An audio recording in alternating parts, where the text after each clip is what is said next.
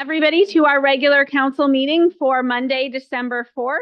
All members of council are present here tonight except for our youth council members. I don't see them here yet. Maybe they will come. I would like to acknowledge that this land is the traditional territory of the Three Fires Confederacy of the First Nations, comprised of the Ojibwe, the Ottawa, and the Potawatomi peoples, and of the Huron-Wyandot peoples.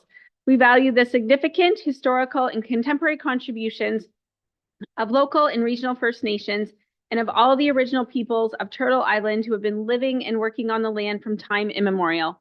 We might have some technical difficulties tonight, but bear with us. If you are able, please stand for your national anthem.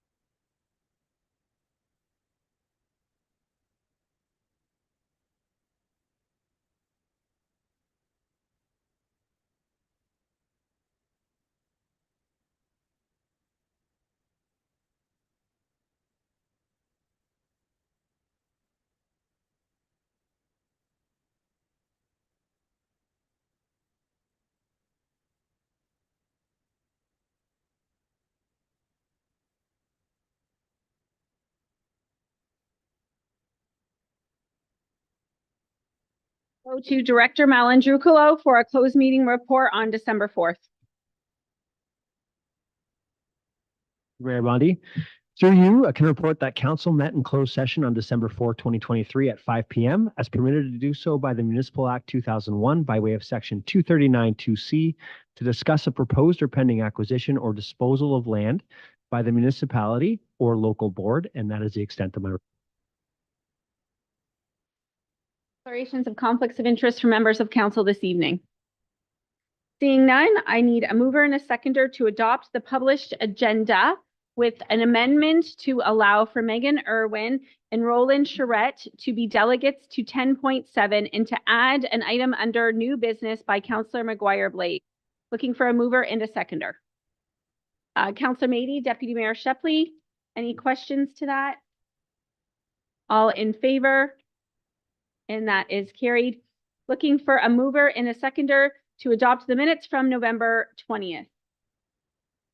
Deputy Mayor Shepley, Councillor Guerin, any questions? Seeing none, all in favor, and that is carried. Looking for a mover for the special council meeting minutes for November 20th. Councillor Guerin, supported by Councillor Hammond. Any questions? Seeing none, all in favor, and that is carried. Looking for a mover and a seconder for the special council meeting minutes for September 22nd. That was our tour of municipal facilities in wards 3 and 4. Councillor Allard, Councillor McGuire-Blades, any questions? Seeing none, all in favor, and that is carried. We have no public presentations, nothing under unfinished business. We will go to reports from administration, community services, 2023-40, our community services master plan. Stantec consultants are on Zoom if we need to ask them any questions, and we'll go to Director Morrisseau. Thank you, Mayor Bondi, and through you. Good evening, Council. As we saw at the last Council meeting, Stantec Consulting showed us how the master plan was created via background research, public staff and council consultation, and comparative analysis. As well, the attached community services master plan recommendations were open for public feedback, both in person and online. As the presentation statistics showed, the town of Essex is in a good spot in terms of recreation, but there are a few things to keep in mind to paint the bigger picture. Demographics are changing as we are seeing 39% of the municipality over the age of 55. This means that we need more activities that focus on older adults, be it the amenities themselves or the programs we offer. This goes hand in hand with accessibility as well. We have to put a focus on and attention on accessibility in our facilities throughout our amenities, as Ontario is expecting to see 1 in 5 people with a disability by the year 2036. In terms of statistics, the numbers don't show the uniqueness of the town of Essex, where the town has 2 distinct urban centers, being Essex Center and Harrow. Councils since amalgamation have invested in recreation in both urban areas, as well as the secondary settlement areas being Colchester and McGregor. This is important to recognize, as many other municipalities have centralized multi-use complexes with many amenities, while Essex has multiple complexes of fewer amenities. With a strategic plan, including sport tourism, it is not possible to have sport tourism if the facilities are low quality and not meeting the user group's needs. On that note, the numbers will not show you the quality of the resources in comparison to other municipalities either. For example, we know that we have an appropriate level of baseball diamonds throughout the municipality as a whole, but when we look at it regionally, there are areas with limited resources. If you look at the statistics for baseball diamonds, these baseball diamonds also include T-ball diamonds, which are limited to only that, T-ball users. We need to have a multi-use approach so that we have field space that is not underutilized. The number will also not show the trends in the next decade, as we can only base the stats on what we have now. An example is pickleball. We know that it is a rapidly growing sport, and our service levels show that we will be 2 courts short based on demographic trends to 2031, but we also have to take into consideration how things will change up until that point. Municipalities are adding their own dedicated pickleball courts because of that demand.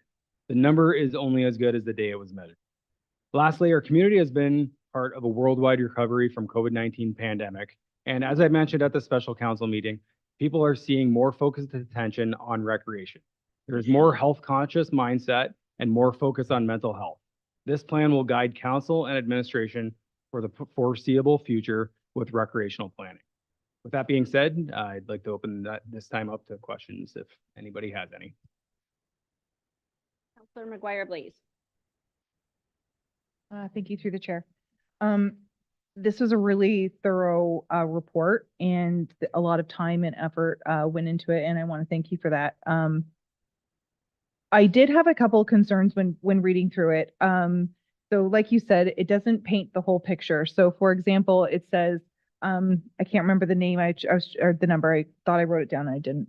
But let's say it says that we have 8 basketball courts. Well, we don't have 8 basketball courts. We have 8 basketball nets with a small pad. So to say the municipality has 8 basketball courts is not accurate. I think we have 1 basketball court in Colchester, and then we have a couple of nets throughout the parks with a small pad that's not quite big enough for 2 or 3 people to play on. So I didn't like that part of it. I think that was deceiving. And then for extra soccer fields, for example, there's a soccer field, and it's noted in the report. There's a soccer field at Big Hill Park or Optimus Park. Well, in the rainy season, that is underwater.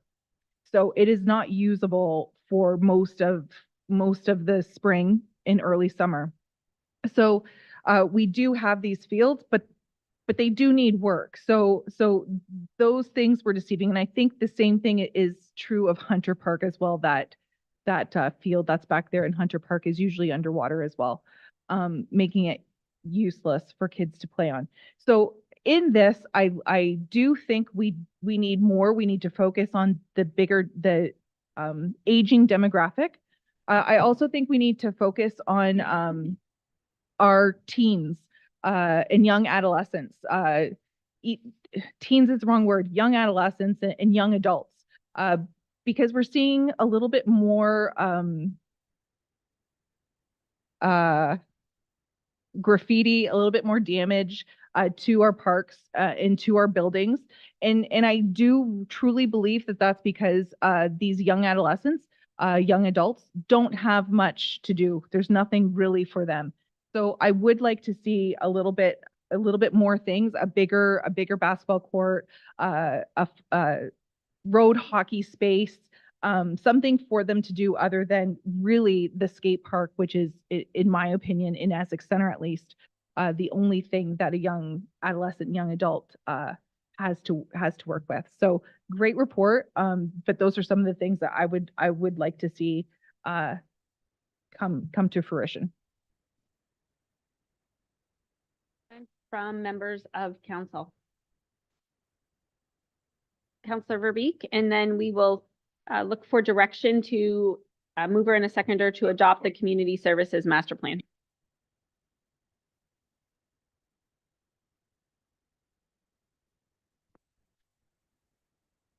I'm through you, Madam Mayor. I made myself a couple notes and, but I didn't make them clear enough. Director Morissette, can you quickly pull up 28 and 29 recommendations? Because I'm almost there, but I'm not getting it yet. Either way, can we make, if there's, I know we're here to adopt tonight, but if there's the ability to do any tweaking, I thought both of those should be on a much shorter term. Like if we could, I think those should be addressed sooner rather than, you know, at the 10 and 15 year mark out. Also, yes, wherever we can, I think that we can't, the aging population, I mean, aging, all these numbers are telling us that our community is already getting aged and will get more aged. So I like that it is being addressed through the report, but anywhere that you can beef that up. And like I say, I know 28 and 29, I went back to them a couple of times and I didn't write down what they were, but I thought those should be done sooner rather than later. They're in the long term.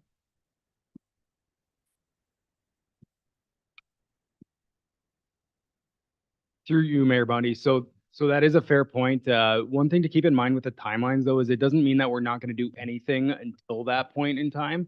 It's things that are projected to be ongoing until that point of time. So we're going to be focusing on like even some of the things that are considered long-term things. We can still work on those things now. We just anticipate it's going to take that amount of time to get to that stage where it's finalized. But some of these are completely ongoing things. Like working with our user groups is something we do on a daily basis. And we would never want that to stop. So 28 and 29 are referring to basically partnerships with different community members. Those are ongoing in perpetuity. We would never say that we're not going to do that.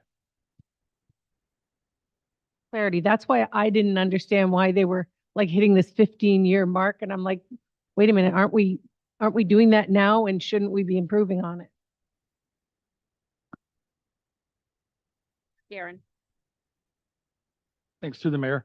A couple questions. I mean, we do a great job, I think, with the programming. We offer lots of different programming.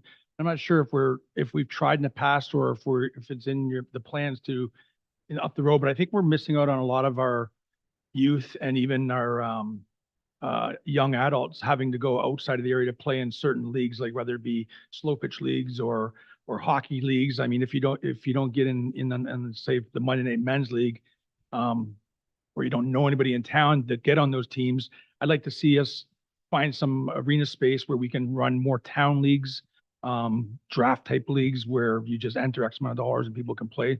I think there's a void there, and I think I think the report said that the baseball diamonds were being used 100%, but I can't fathom that. But I think there's areas there, and I was just wondering about. I've been hearing some chatter about cricket fields. Would that be something that we would be trying to utilize at the new sports field? Because I understand it's a large space. I don't know if you can just play that on like on a soccer pitch or 2 soccer pitches. So maybe some feedback on both those. Through your Mayor Bundy. So I'll start off with the cricket. I have done some preliminary research on that, and the field size is absolutely massive. It would take up, if we were looking to utilize the new sports complex with that, it would take up most of the area where there would be 2 baseball diamonds. So it is something we're looking at. It really depends on some of those like we know there's demographic changes, so we are taking that into consideration. We also have to keep in mind that we did have this plan based on consultant feedback. So we would want to get some statistics from the existing baseball users to be able to see if there still is a need for 5 multi-use diamonds, or if we can somehow jig something around throughout the municipality where something else might work. So we are looking for different strategies to take that into consideration. In terms of baseball diamond usage, what happens with baseball is we get the requests from the user groups and they have those allocated time slots. So for instance, minor baseball they'll book, I'll just say 4 p.m. till 9 p.m. every weeknight. So when we give that to them, then they are scheduling within that time frame, knowing that they have use of the fields for that time. So when they say that it's 50% booked, or sorry, 100% booked, it is 100% booked. It doesn't necessarily mean it's fully utilized with that. So that's one thing that we're looking at internally to see if there's a better way to actually book the user groups. So we know that when they book it is when they're actually going to be using the facility, not just bulk booking everything. I think you had one additional question, but I can't remember what that was. Wondering, like, on town organized leagues, like the arena space, I know we'll get lots of interest to book hours from a lot of the people that do like training and skating clinics and stuff like that, but I'd like to see some time, if there is possible, put aside for nights or weekends where we could have a town 4-team league that's recreational, that everyone can participate in on a basis. Yeah, through you, Mayor Bonnie. So the town has attempted to do that before. It was weekdays though. The problem that, I shouldn't say problem, it's a good problem that we have, is that we have so much request and demand for ice time. Our prime time hours are fully utilized.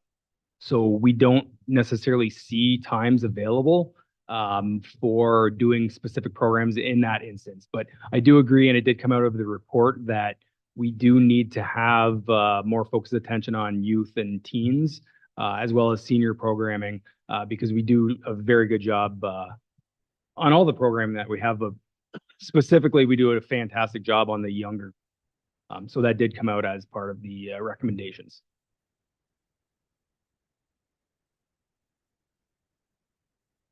Thank you, and through you, Chair. One of the spots I got a little confused was between slides 30 and 39. On 30, it talks about Colchester and that there's trail gaps on the north for connecting. But then in slide 39, when it mentions Colchester, it says that there's no gaps and trail provisions were noted in Colchester. So, I'm a little confused on that. I would think the first slide, 39, is correct, where there is some trail gaps, especially on the north side of Colchester. I don't believe there's any trails up there at all. I can clarify that if it helps. Jake, you can go ahead if you want. Yeah, so I'm just going to point one thing out and then I'll pass it over to Haley. So slide 30 is internal brainstorming sessions with staff. So it might have been a comment from a staff member that came up, but 39 is based on the actual recommendations as part of the plan. So 39 would be a formal recommendation that we'd be putting forward. And I can pass it over to Haley if she wants to comment. No, you covered it great, Jake. Thanks. Mover and a seconder that council adopts the community services master plan as presented. Councillor Hammond, Councillor Guerin, any further questions? Seeing none, all in favor. Thank you for joining us tonight. Point 2, Fire and Rescue Services. Looking for a mover and a seconder that Fire and Rescue Services report be received and that council approve and endorse the addition of naloxone use by Essex Fire and Rescue responders as part of a level service. Councillor Verbeek, Deputy Mayor Shepley, and we'll pass it over to you. I don't know, Chief Pilon or... Thank you, Mary Bonnie. Through you. There's been a lot of discussions over the years on whether to carry naloxone or whether to not carry naloxone. So Essex Fire, we take our medical directives through the Ontario Southwest Base Hospital program. through the director, Paul Bradford. And this year in 2023, in consultation with him, we feel that he feels the time's right now. It's the right thing to do to carry it on our apparatus. For a number of reasons, right? There's been a number of drug-related overdoses over the past several years, as well as EMS offload delays. So there's a good potential that we could be on scene prior to EMS. We haven't been put in the situation yet where we've had to administer naloxone. It's been done by somebody else already on site, like EMS, OPP, or a bystander. So not just for the safety of the people that we serve, it's also for the protection of our firefighters as well. If we get exposed, we have naloxone on the truck for our safety. So it's the right thing to do. It's another tool in our toolbox. We want to provide the best service possible, and equipping it on our medical equipment and our apparatus is the right thing to do. Members of council. Councilor Verbeek.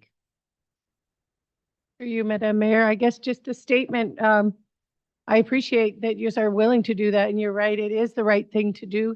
And it's sad, but it's good to know. When I read the report, it brought to mind, I do the first aid CPR level C every 2 years for 30 years.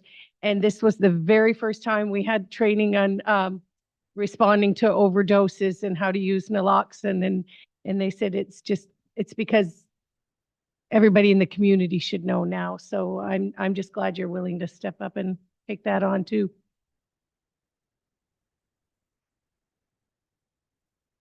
Yeah, I'm very supportive of this. I think we haven't had to use it yet, so long. It's not, to say it's long overdue might be early, but I think we should absolutely have it. I mean, we've just closed the safe injection site in the city as of the end of this month. It's not going to be available for them. So the opportunity that you might have to use this is just around the corner possibly. So I think it's not too soon. It's probably not quick enough, and I'll support this. Questions? Seeing none, all in favor? And that is carried unanimously. 10.3 Fire and Rescue Services 2023-09, Fluent IMS software for open air burning permits. And I think for this one, we're going to our Assistant Deputy Fire Chief. Or yes, welcome, JC. Mayor Bondi. All right, so as you know, Essex Fire and Rescue Services is responsible for issuing and approving open air burning.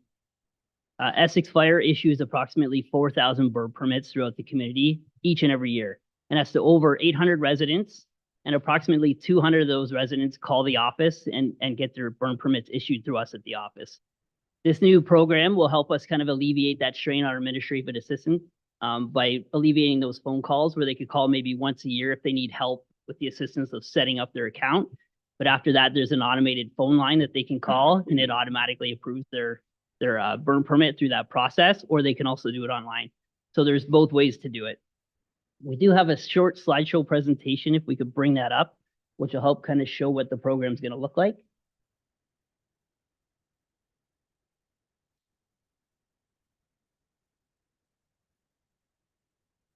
Go to the next slide.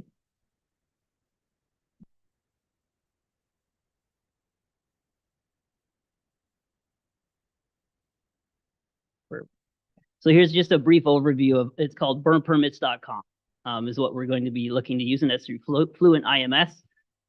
So it's a program. There's other municipalities also that use this program. It's to help, like I said, alleviate that strain on the municipality, on the administrative staff of receiving phone calls at the office. We can do this all through there. So if you want to go to the next slide. So this is the burn permit registration program. So this is what would come up when we pull it up to the website. When we go to burnpermit.com for Essex, it would pull that up. So there was a short video. We were hoping to show it, but it didn't work. So it just kind of showed the whole registration process. It took approximately 2 minutes. So it's very quick, very easy, where you create a username, a password. You put in your address, all your information, and then the phone number that you're going to be calling from. And through that automated phone line system, when you call from that phone number, it automatically recognizes that you have a burn permit that's been applied and approved. And then that's where the process starts. So this is the burn mapping. So once they apply for a burn permit, it becomes active. So the burn permit is active for 24 hours each and every time you apply for it. So when you call in that number, it opens it up for 24 hours. it'll bring that map up or link it to that map. So it'll show a little fire on the map throughout the town of Essex, which is actually goes to our firefighters on an app on their phone. So if they're responding to calls, they can see where all the open burns are active throughout the municipality. So which is going to help us once again, when we get called for open burns or smoke in the area, we can actually look on our phones, on our apps and see where the open burns are taking place. Just want to skip to the next slide.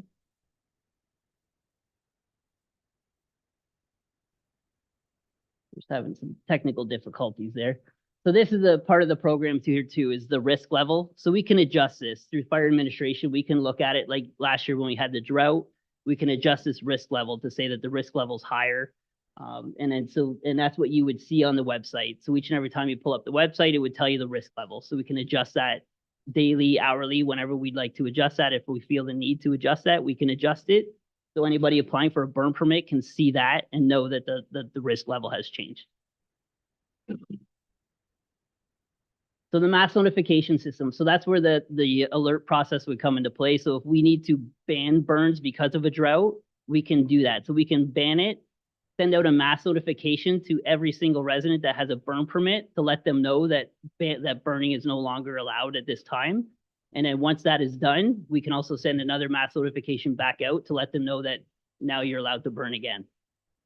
So it would work the same with when they call the phone number. It wouldn't allow them to activate their burn. It would say that there's a burn ban in place and that you cannot have an active burn permit. So this is about the automated call-in system. So once again, like I said, it helps us out where you can do it online and or do the automated call-in system, which is like a 188 toll-free number. So there's no charge to call it.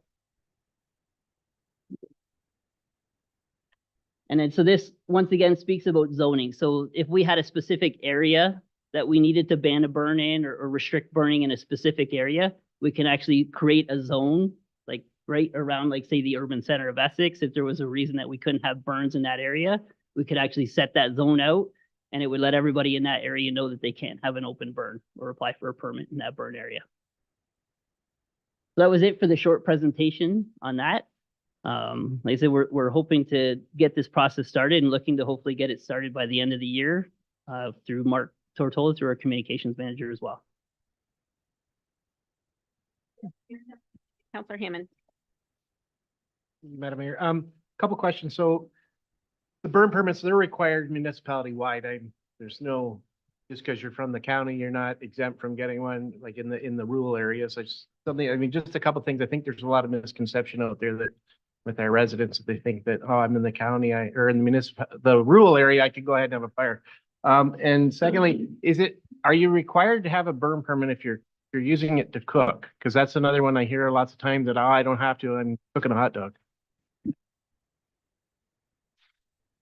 So anything larger than basically a 2x2 fire is called a campfire. So if you're having a campfire at home, you do not need to apply for a burn permit. But if you're going to be bigger than 2x2, we say 3x3. And if it's any bigger than that, obviously we would have to go look at it to see where it's at, if it's going to be approved. But anything 3x3 needs to have a permit. So if you're burning anything bigger than a 2x2 or a basic campfire, which your campfire would basically be your grill. If you're cooking on a grill on a campfire, then no, you do not need a burn permit. If it's possible, maybe we could have administration maybe pop that video that you were going to play. Maybe we could have it on our town website for residents to look through. Thank you. Yes, thank you, Mayor, but no, my question once again has been previously asked and answered. Thank you. Okay, looking for a motion that the Fire and Rescue Services report be received for information and that bylaw 2287 being a bylaw to amend bylaw 1399 be read a first, second, and a third time finally passed on December 4th, needing a mover and a seconder for that. Deputy Mayor Shepley, Councillor Allard, any questions? Great work. Will you send us an email when it's up and running? Okay, thank you. All in favor? And that is carried. 10.4 Planning 2023-28 Official Plan and Zoning Bylaw Amendments for the future Essex Sports Field lands. We will go to Director Chadwick. Thank you, Mayor Bondi, and good evening, Council.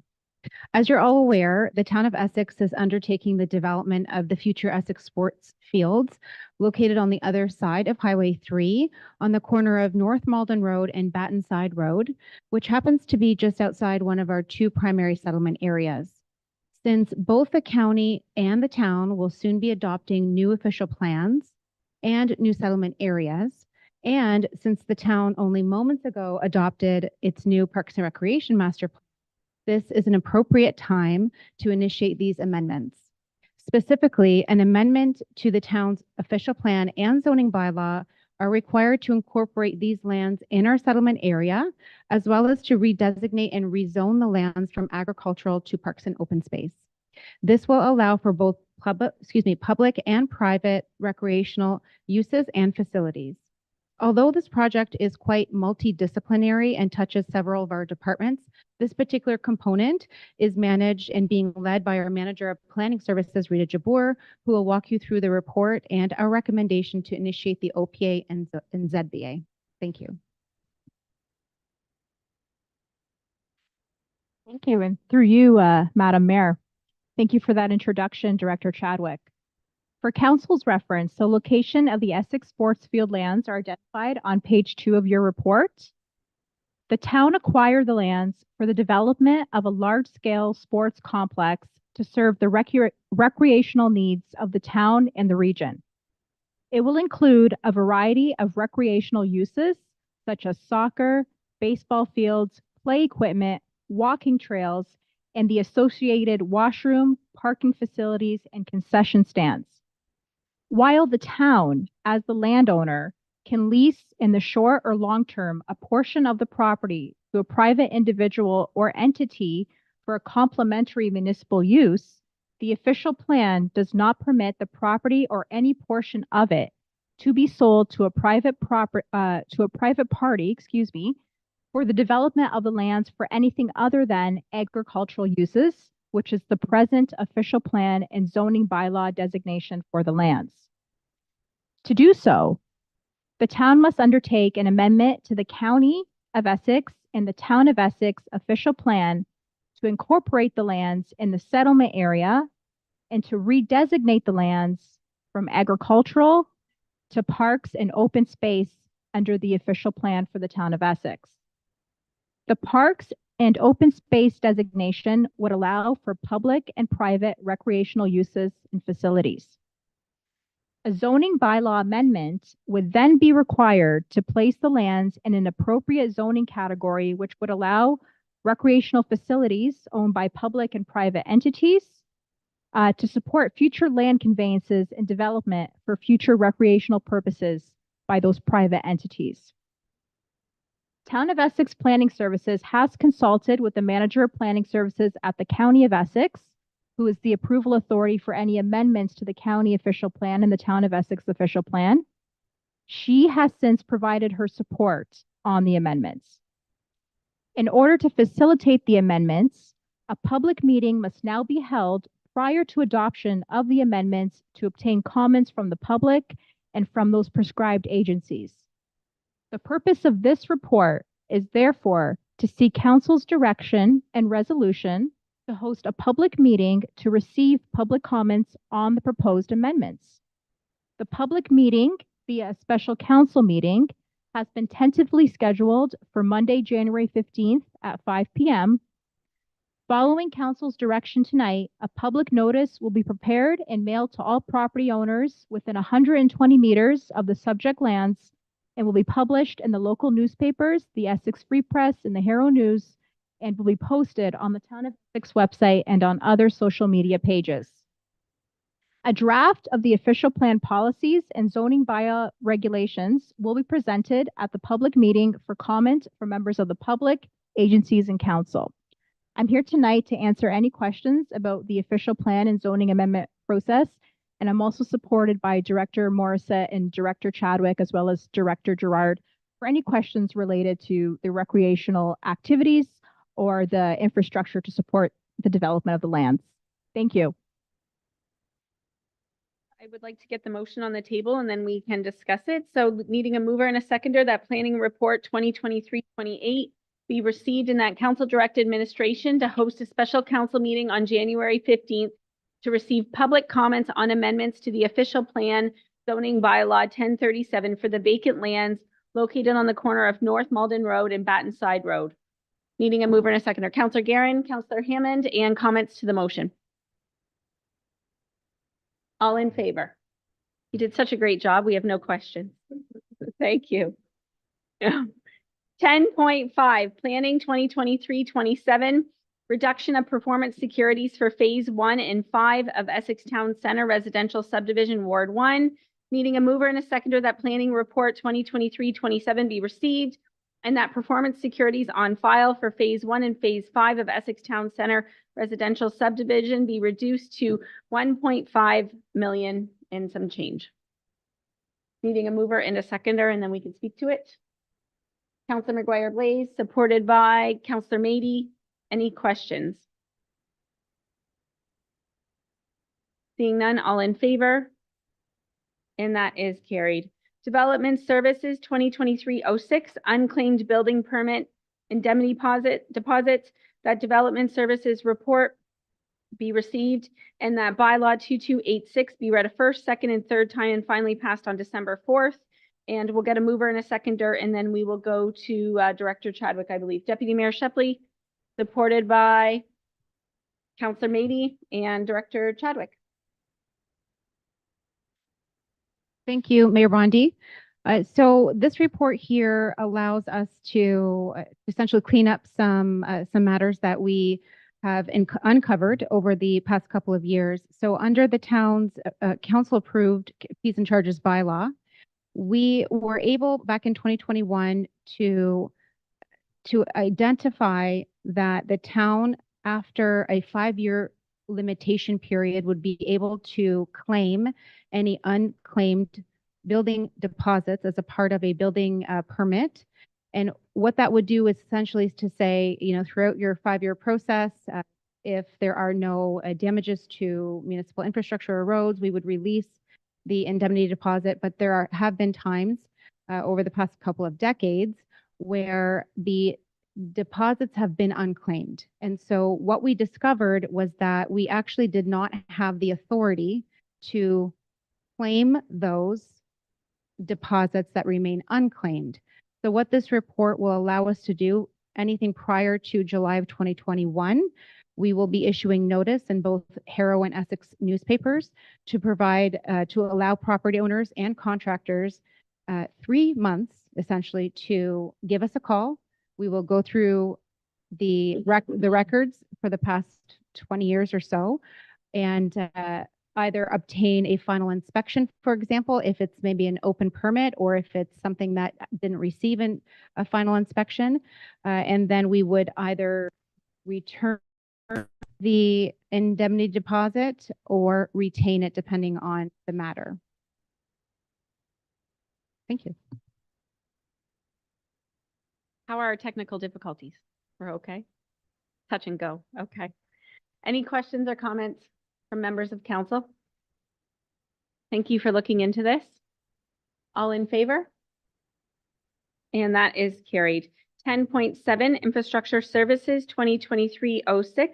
First, we will move to our delegates. So you've been here before. Go back to the delegation stand and turn your mic on.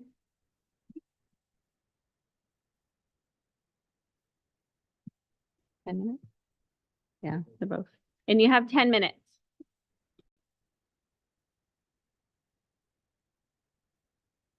First, I'd like to read from my neighbor who didn't feel well today, who wanted to come.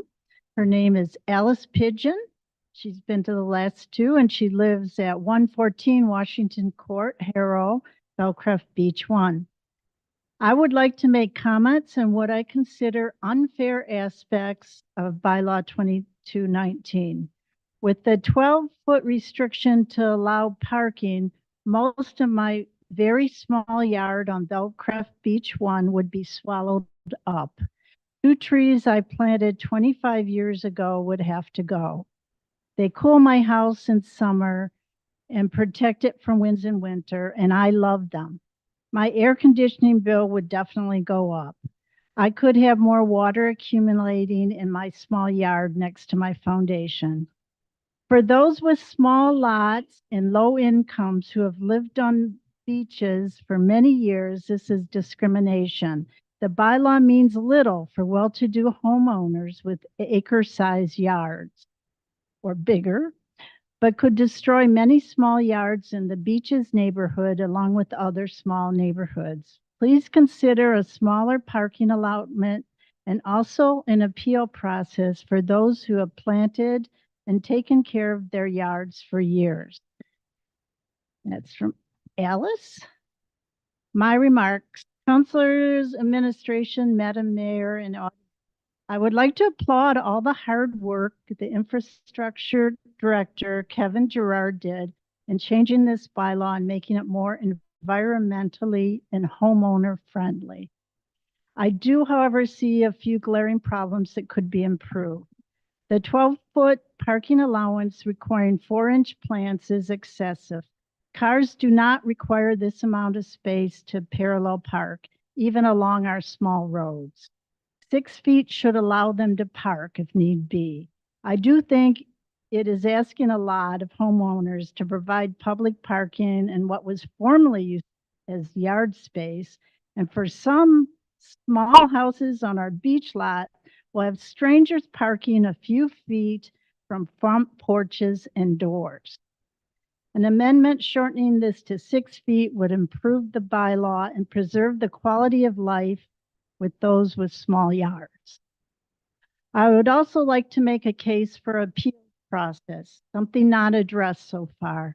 As grandfathering has been rejected as not possible, many residents who violate this new bylaw through no fault of their own are left with uncertainty and worry.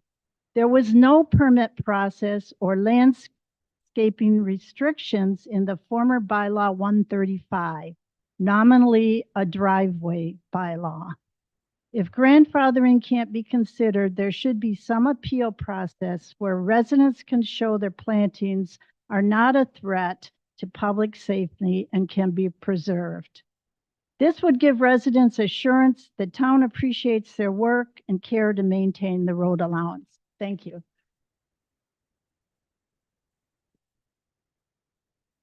Okay, thank you, Your Worship and City Councilors, to accept hearing again a few words with a French accent from me, Roland Choula, 125 Washington Court in Harrow.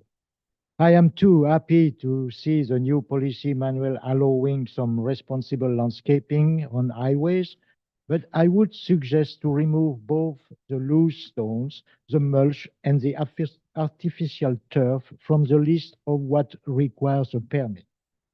On our new front yard, for example, after construction last year, we have used a layer of cardboard, then we added some mulch, then some topsoil, then another layer of mulch.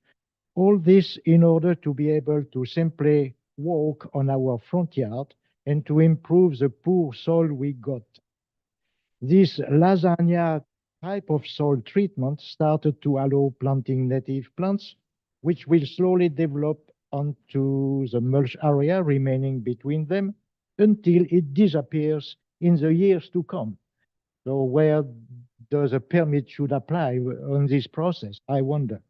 Many people use mulch for different purposes around trees, plants, paths, as well as they can use artificial turf here and there. Same thing goes with a path of loose stones, allowing a light walkway preventing to get muddy feet when walking on a wet grass area. Couldn't we agree there is a difference between a square-foot loose stone and a decorative boulder weighing a ton, for example? Isn't it going too far to request a permit for many little landscape features? And in the absence of grandfathering, still avoided in the new version, the new policy transforms automatically into offenders anybody using loose stones, mulch, or artificial turf on part of the road allowance. That's not only a mistake, it is harming any bond the town is expected to build with its constituents. With the same concern, I am opposed to the suppression of paragraph number 58 in section 12, offenses and penalties of the bylaw. This section should be maintained and not erased, because in this part of the original text, the town was considering a more lenient approach of the offense to the bylaw by stating, I quote, "An owner or permit holder is not liable under section 52 of this bylaw, where the owners or permit holder can establish that B, upon becoming aware of the contravention, the owner of permit holder, as the case may be, took all reasonable steps to stop and rectify the contravention of this bylaw." End of quote. It is still time to show that as far as acting responsibly to maintain the road allowance, the town is considering a partnership with the house owners along the roads instead of hanging above their heads threats and excessive requirements. Thank you. There, please. Okay, Director Gerard.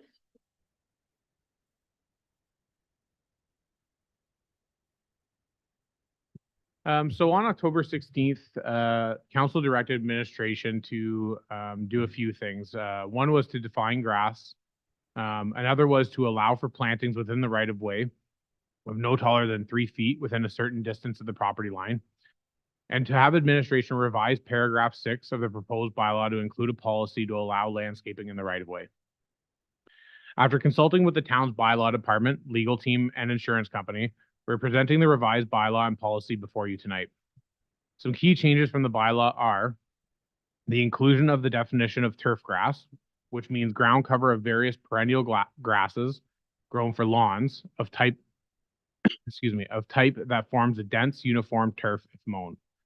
It also includes an amendment to paragraph 6 of the bylaw to reference a newly created policy to permit landscaping on the right-of-way under certain conditions. This policy would permit property owners to install landscaping in the right-of-way as long as it's at least 12 feet away from any roadway. This landscaping would include flowers, native plants, bushes, and shrubs of no greater in height than 3 feet. I would also permit loose stone, pebbles, decorative stone, or mulch that can be placed in the right-of-way under permit. The policy also goes into detail about the town's obligations related to landscaping in the right-of-way during a construction project. If there's any questions, I'd be happy to answer them. Questions from council? I have Deputy Mayor Shepley. Yeah, I'm just curious, Director Gerard, on the 12 feet of parking, I mean, we've kind of dealt with this already. Is that a bit, do you find that maybe might be a bit excessive? Like, I mean, 8 feet might be enough to get a car off the road and still have a little bit of room for some snow or whatever, but I just wonder if 12 might be a bit much. Fair. So the 12 feet, it was a main consideration of that was definitely parking, and that's a lot of the conversation that we've had in previous meetings. I would say that the standard parking space in a parking lot is approximately 10 to 11 feet. But that doesn't account for parking space that's along a road, but obstructions may be on the other side of that vehicle. The other thing that we considered when developing the 12 feet was also the consideration for where sanitary sewers are placed, water mains, sidewalks. They typically land within that first 12 feet from the edge of the roadway. So there was a significant consideration for that as well.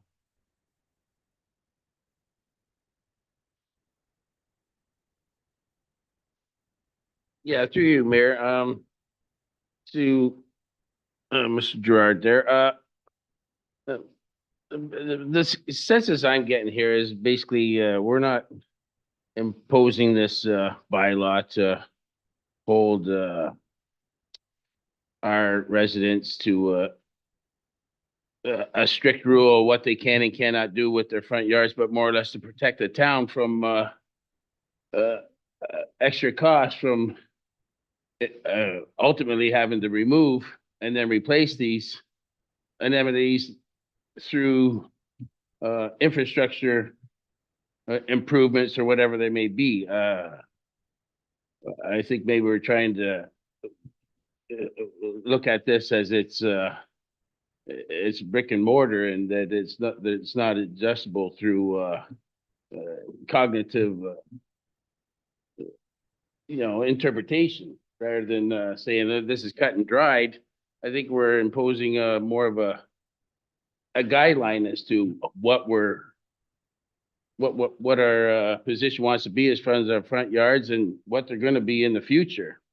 A lot of these people, like she says, on beach roads and stuff like that, they don't have a lot of room, and they do have a right to beautify their properties and stuff like that. But I don't think I don't think this is a hard course that we're trying to impose on them, but more or less a guideline to protect the town. Is this not right, Chet? Through the chair. So administration's original position was to not allow any plantings within the right of way, including any type of landscaping at all. And that was based off of much research along with liability concerns and recommendations from our insurance company.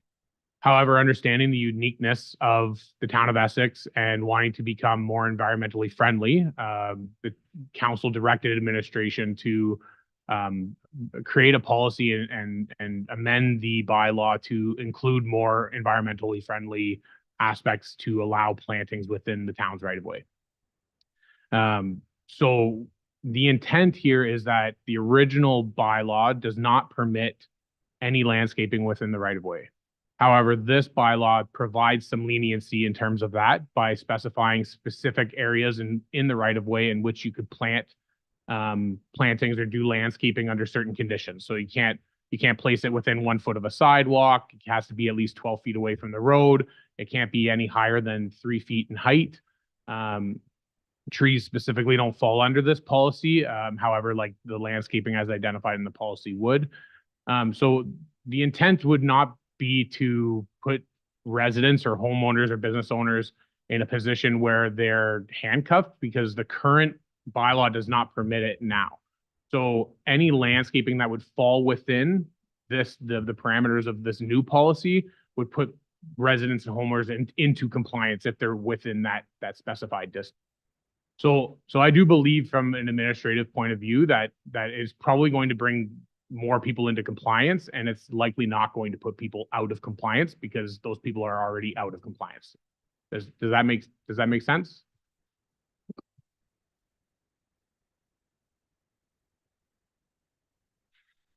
And in the same situation, should say like the residents already have pre-existing and the town has to go in and remove some of those things, the town isn't going to be obligated to restore these amenities that they've already put in by themselves or had already there. The town's not going to be expected to replace them should the town have to remove them to do whatever work possible. The new policy before you does speak to the town's obligations during construction. So in the event of a construction project, the town would not be responsible to replace for like. It does go into details about that. With that being said, we always, even from an infrastructure perspective, from a bylaw perspective, we always seek voluntary compliance first. Anytime we would do a construction project, anytime that there would be landscaping, whether it be in compliance with our bylaws or not in compliance with our bylaws, we would seek voluntary compliance to have that landscaping removed by the homeowner before we came into construction. That practice would still exist with the adoption of this policy and bylaw. So if we were going to do an infrastructure project down that road, we would ask that landscaping be removed or preserved until it's such a time that the town completes the project, and then it could be reinstated in compliance with that bylaw. Aaron. I think we've done a pretty good job listening to the community. I think our council and administration have met the community, I don't know if it's halfway or not, but like Director George says, I mean, this new bylaw will actually permit where the old one wouldn't. So I like that. I'm just wondering if it's covering, if all of our angles are covered in the sense that we identify up the road that there is a property that is, has something that shouldn't belong. If an appeal process would even, what that would look like, because I understand that the delegates are asking for, in one section, for some sort of an appeal. Or is it going to be written, do we cover enough in there that it's cut and dry that there shouldn't need to be an appeal? We go to the resident, we say you don't comply, and that's the end of it? Or can we visit some sort of an appeal process? So the current bylaw 135 does not have an appeal process. I believe that this is a fairly comprehensive bylaw in terms of what is permitted and what isn't permitted. With that being said, we're speaking about town-owned property, right? So we're not speaking about privately owned property, third-party property. We are speaking ours. I know tonight there is something on the agenda for an appeals committee. So if that was the route to go, then there is a possibility to include such a bylaw.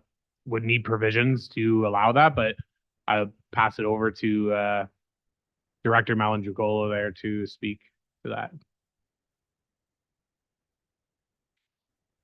Mayor Bondi, this is a question that's more tailored towards bylaw that bylaw would be able to answer, but administrative penalties are usually appealable. If the bylaw doesn't account for an appeal process and they're not appealable, then it would be a civil action. And then I will seek direction from council. Thank you, and through you, Chair. Yeah, first I want to say, excellent job. I really appreciate it. I think the bylaws come a million miles from where we first started. Not only does it protect the town a lot more, it also includes a care of use too, so that people have to fix that property up too. They can't leave it rutted. They can't leave it looking horrible. So I think that works a million ways better. The trees that are already planted, as long as they're not causing any risk, the town will be leaving those alone and let that fall underneath our tree bylaw, right?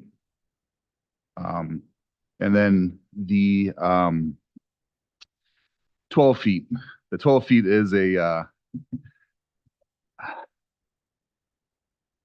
I always consider myself a perfectly average resident and a perfectly average beach and a perfectly average municipality. And I know 12 feet from the edge of that road in, not allowing me to do anything is pretty constrictive, as it is to most of the people that live along the beaches. So now I understand the intent of no landscaping in that area.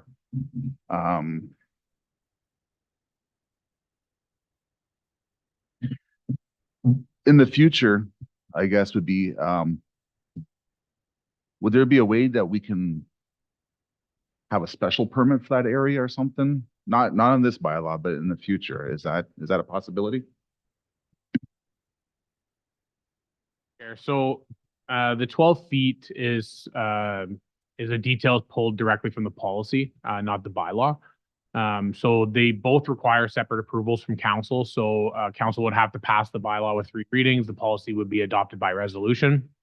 For that reason, I would recommend to council that we adopt the bylaw at a minimum. The policy can be adopted as well, but can always be revisited by council with a simple report or through resolutions. So policies are much simpler to amend than bylaws.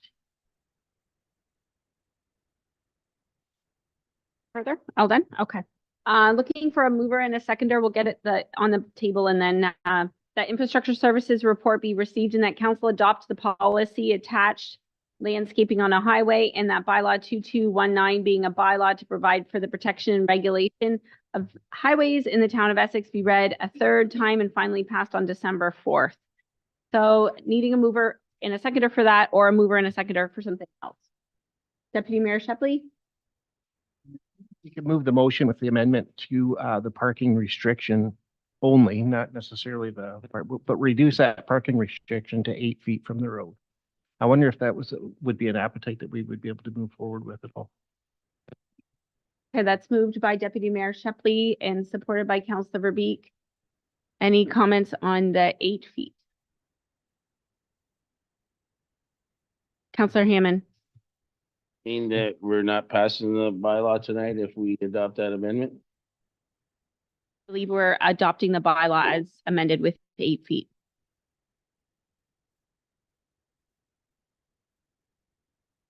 Councilor Garen. You're from Director Jard again about that 8 foot versus a 12. Want to make sure I got it right because he spoke to it earlier, but. Yeah. Okay, Director Gerard. Through the chair. So typically with the 12 feet, so that, again, as I mentioned, the 12 feet, the major consideration was surely parking. We wanted to ensure that a vehicle could be parked there, any size vehicle could be parked there. And allow for people to move around that vehicle, to not step out onto landscaping, to not step out onto the road. 8 feet is fairly small when you're talking about a vehicle. A standard vehicle is over 6 feet in width.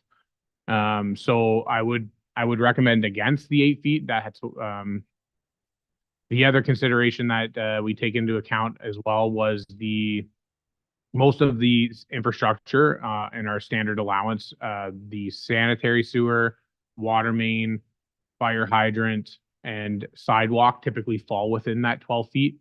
The policy now doesn't permit plantings or landscaping within 1 foot of a sidewalk, so it may be a bit counterintuitive depending on the area and where that sidewalk is placed. However, that it is up to council which direction you want to go. We put the recommendation at 12 feet in front of you for a reason. Just to be clear, I'm only talking about parking as far as landscaping and that. I would think you need to keep that 12-foot distance, but just for the parking, that way there's no worry of somebody pulling up and driving on somebody's shrubbery or anything they place there that they're allowed to. They would still be at the 12 feet, but at least you'd be able to pull in and park it. I'm thinking futuristically of how many people we could have in here upset with us that there's now a vehicle that feels like they're on their front step. I just think if we limit it to 8 feet, it keeps everybody hopefully honest. So I do want to mention that using this bylaw and this policy to try and change parking or try and regulate parking is not advised. Its intention is not for that purpose. Our bylaw for parking is what would need to be amended to speak specifically to parking requirements. That bylaw now does spell out exactly how you should be parking in these situations. If council is looking to restrict parking or make regulations as such, we should be amending the parking bylaw and not our policy to do that. On the motion? So if we've got a parking bylaw that addresses it, I don't understand why it's in here then, because then if we do change that, then we would have to go back and address this then. That's why I'm confused as to why we would have it listed twice when, if we've already dealt with it in parking, maybe we just remove it from here then. So the development of the 12 feet was to allow for the parking, right? So if we said that hypothetical, we remove the 12 feet requirement, what would happen is people would be permitted to plant shrubs and trees and things like that within that area to block parking. The intention of this bylaw and this policy is not to necessarily be able to block parking in an area where parking is permitted under the parking bylaw. So if the area is permitted, we can't allow people to put plantings there to individually block parking down that street. If council is looking to restrict parking in certain areas, we would need to identify that within the parking bylaw. So we want to provide sufficient space so that we don't have two conflicting bylaws. Is that to receive the report, adopt the policy in the landscaping on the highways, and the bylaw 2219 is being adopted with an 8-foot parking allowance. That is, if you have not spoke to that motion, you could speak. Councilor Hammond? Again, I think what people aren't understanding is that sure, you got 8 feet that you can park your car in, but now you can't get out. Okay, because once you open up the doors, passenger side, driver's side, you're in 12 feet. So basically that's why it's there. Not so, okay, I can park up until 8 and then the person on the passenger side, he can't get out. Sir Garen? Mayor. Yeah, so I think Dr. Gerard summed it up. That's kind of the answers I was looking for. So in lieu of what I just heard there, I won't support the motion with the restrictions of the 8 feet. Going to call the question. All in favor of the motion? All in favor again, 4, and a 4 is, opposed? 4, that is fail. We need a new motion back on the table. We could put the original motion that infrastructure services report be received and that council adopt the policy landscaping on a highway and council adopt or approve bylaw 2219. I need a mover and a seconder for the original in the report. Councillor Hammond? Councillor Garen? Questions to the original motion? You get one if you want one. Don't really need one. Councillor Mady? For you, Chair. Yeah, I think that the 8 feet, you open your doors up and there's not a wall there. It's just that there might be something, well, it'd be less than 0.3 meter tall. It'd be something less than a foot. It would be whatever vegetation that the homeowner wanted to plant there. I would ask for a friendly amendment to the motion that our Director of Infrastructure can bring back a report to us on moving it to the 8-foot mark and or restricting parking to make that acceptable. I would ask for that friendly amendment. CAO Suite? Mayor Bondi, as Director Gerard mentioned before, that would be a totally separate bylaw, right? It's our parking bylaw, which we're already working on. So I think it could be addressed at that time, which is separate from this policy. Okay. We are working on our parking bylaw.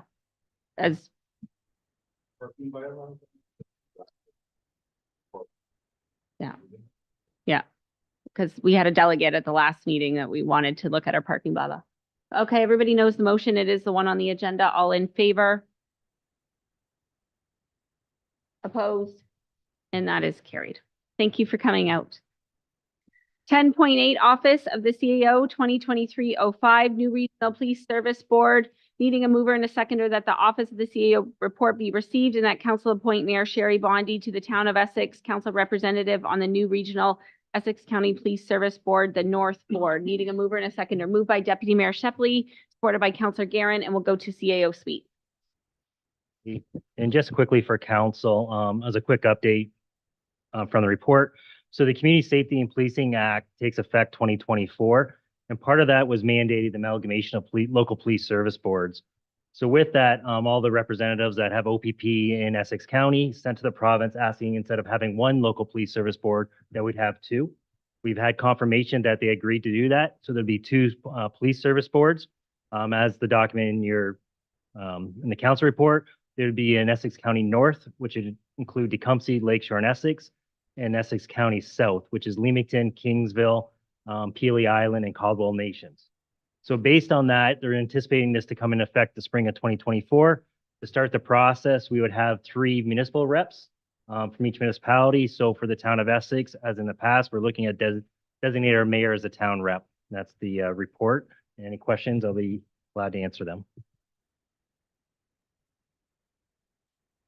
And it's glaring at me, and that is through you, Mayor. Why are we amalgamating with Lakeshore and Tecumseh? We have very little in common with them, whereas Kingsville and Leamington, we share Highway 3, we share County Road 50, we share County Road 20, we share their tourism, we share their tourists. We have a bus line we share with them. We're even entertaining sharing a bike path to get to Kingsville. Why are we not amalgamating with Kingsville and Leamington as opposed to Lakeshore and Tecumseh? Mayor Bondi to Councillor Hammond. The previous police service board had to make a recommendation, where they would go, but you're right, because of where the town of Essex fits, it kind of borders both of these potential police service boards. A recommendation went to the previous council, and at that time, they made a decision to go with Tecumseh and Lakeshore. Yeah, sweet. I think we could probably find that council meeting and find that report for you too. I'll try to find that for you. Counselor Hammond? This means that our representative is basically going to hear about reports from Lakeshore and Tecumseh as opposed to Kingsville, Leamington, and possibly Colchester, Harrow. The Police Service Board North would hear reports from the town of Essex, town of Tecumseh, and the municipality of Lakeshore.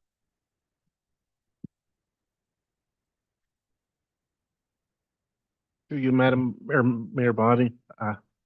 Just a quick question. So are we we're appointing Mayor Bondi to the intent is to appoint Mayor Bondi to this board. Will this board be active simultaneously with the current board, or is this something that will only take place as that board dissolves? Bondi, good question. Kind of the background work and transition to get the new board up. We'll be working the background now. We're starting that. We had a webinar with the Ontario Association of Police Service Boards, and they took certain steps to do that. So for example, we have a meeting administratively with Tecumseh, Lakeshore coming up. However, the current board will stay in place until this one takes effect, and then the current board would dissolve.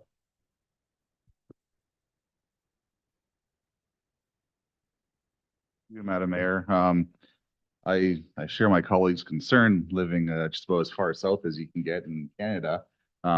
Being a North Police Board is not very appetizing. That being said, whoever we put there to represent us has to have a strong voice, and I think appointing you, good choice. Any further comments from members of council? Councillor Verbeek and then Deputy Mayor Shepley. Through you, Madam Mayor, you know how I feel about the appointment. I'm really excited and glad that we're going to have a strong voice. My question is to CAO Sweet though. Do you know if the province is began the search for the provincial reps? As we know, there's only going to be a couple of communities represented. So I would like to encourage our Essex people to at least apply through the ministry. No, when we attended the webinar, basically the call out for provincial appointees will not happen until these boards take effect. So unfortunately, there will be a delay, but that was what the feedback we received. Running through the chair. Just so I understand, so maybe I missed it. So it's going to be, if we appoint Mayor Bondi, it'll be Mayor Bondi, and then there'll be two more appointees, and none of them will be a council. So Councillor Verbeek will no longer be on that board when the new ones, we'll just have one voice from our municipality. To Mayor Bondi, to Deputy Mayor Shepley. So in total, it'll be 9 seats. There'll be 3 council seats. So anticipate it'll be the mayor from each of those municipalities. Then there'll be a call out for 4 community representative seats, which could come from hopefully a mix from all 3 municipalities. It's not necessarily the case, but hopefully that's a mix. And as Councillor Verbeek mentioned, 2 provincial appointee seats. Motion. Opposed? We've got Councillor Hammond opposed, and that is carried. 10.9, Legal and Legislative Services, post-election survey results. Need a mover and a seconder that Legal and Legislative Services report be received for information, and we'll get a motion on the table, and then we'll go to you, Mrs. Brown. Needing a mover and a seconder for this report. Councillor Meady, supported by Deputy Mayor Shepley. Over to you. Madam Mayor, and through you to all of council. So the purpose of this survey was to get a better understanding of the voters' experience in the 2022 municipal election.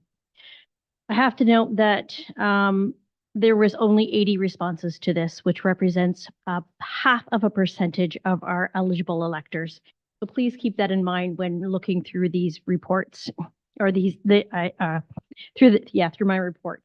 As you know, voter engagement in any election is paramount to the success. So, they're a little disappointed with the responses, but so historically, the voters have been managed by, the voters list has been managed by MPAC. This is now, as you are aware of, moved to Elections Ontario. The Clerk's Department has been working with Elections Ontario to familiarize ourselves with the change. So electors can now use register to vote at elections.on.ca to add, update, confirm both their provincial and municipal elections in Ontario. Elections Ontario is preparing a communications toolkit for municipalities to use to promote the new site. We expect this to be made available to us shortly. We recommend that prior to making any decisions based on this survey, councillors considers doing another survey. Commencing the fall of 2025, administration will begin to prepare a series of reports for council's consideration, including the method of voting for the 2026 municipal election, and this will be in accordance with the Municipal Elections Act. Decisions for the 2026 election will be made at that time.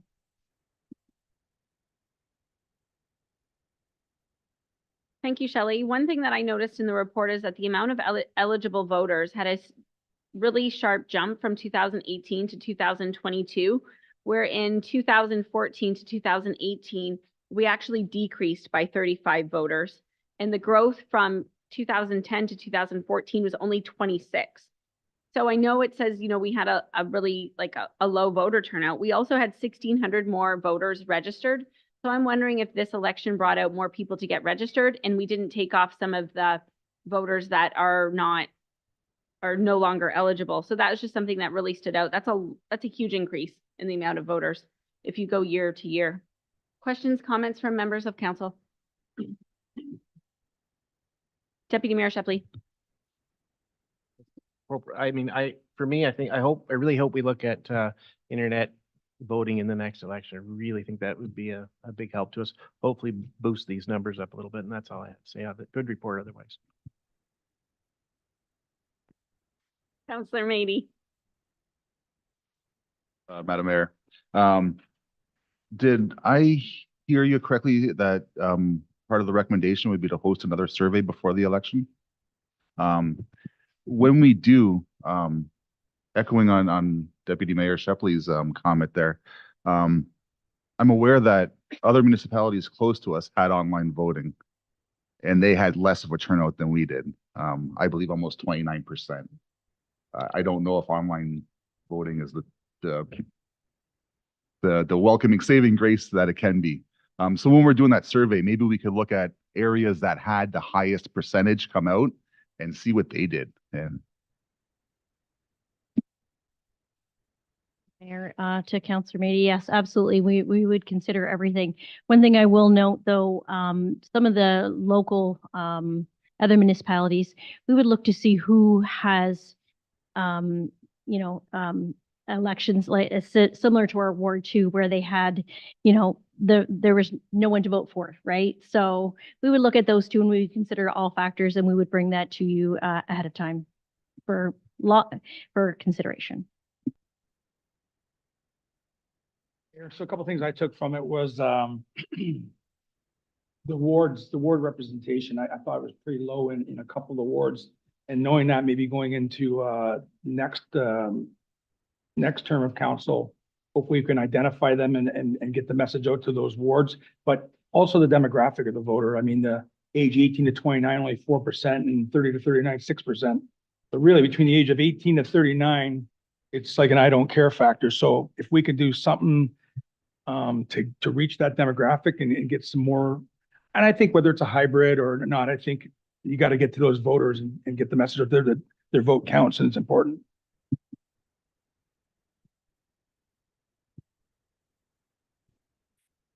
You, Madam Mayor, it's just a point of clarification. Ward 2 and Ward 4 typically do have really strong, fairly strong turnout.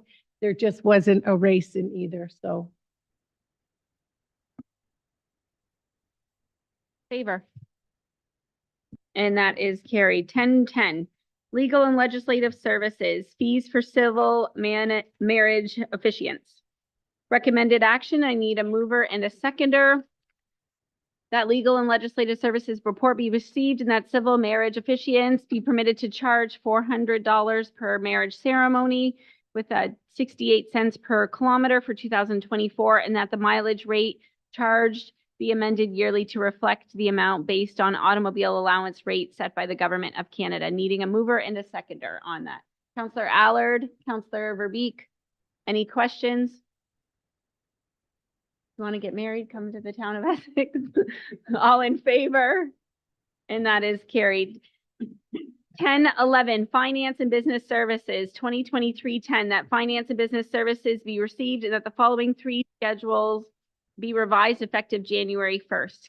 Schedule C, bylaw number 1812, Schedule A and A.1, bylaw number 2040, Schedule B and Schedule B1, bylaw number 1850 being a bylaw for the imposition of development charges, and that bylaw 2291 be read a first, second, and provisionally adopted on December 4th. Needing a mover and a seconder, and then we can speak to it. Deputy Mayor Shepley, supported by Councillor Mady.